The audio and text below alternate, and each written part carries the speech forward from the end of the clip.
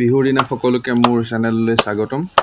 আজি গৰু বিহুৰ দিনা ৰাতিপুৱা এই বস্তুবোৰ ৰেডি কৰি লোৱা হৈছে আৰু এয়া গৰু লৈ পথাৰলৈ যাত্ৰা।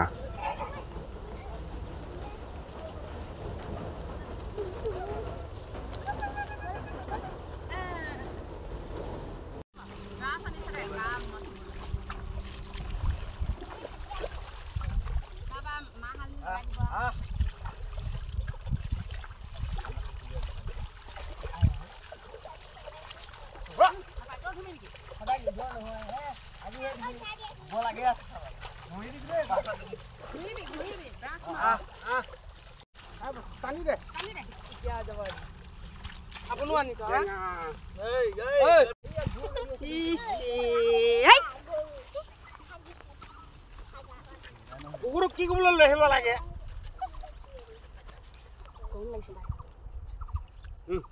লাও খা বেঙেনা খা বছৰে বছৰে বাঢ়ি যা লাও খা বেঙেনা খা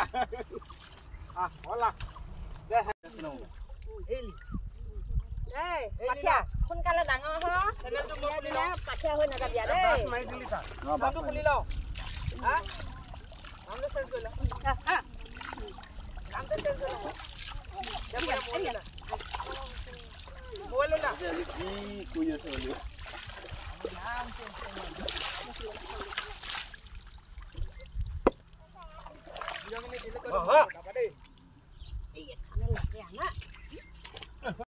গা ধুৱাই হোৱাৰ পিছত নতুন পঘাৰে বান্ধি গৰুক পথাৰত তেনেকৈ এৰাল দিয়া হয়।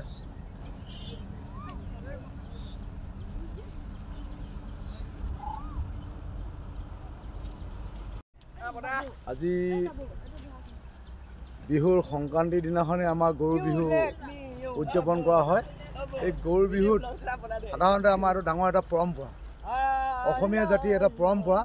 এই পৰম্পৰাটোত আমাৰ মাহ হালধি গাত খানি আমাৰ ৰাইজে গৰুক এটা চাট মাৰে। চাট বুলি ক'লে চাটবাৰী বুলি ক'লে সাধাৰণতে লাও, পানীলাও, কি কয় বেঙেনা, থেকেৰা, হালধি এনেকৈ লৈ আৰু কিবা কিবি গছৰ পাত লৈ, বিহু গছৰ পাত লৈ এনেকৈ কিছু সামগ্ৰী লৈ গৰুৰ গাত মানে মাৰে।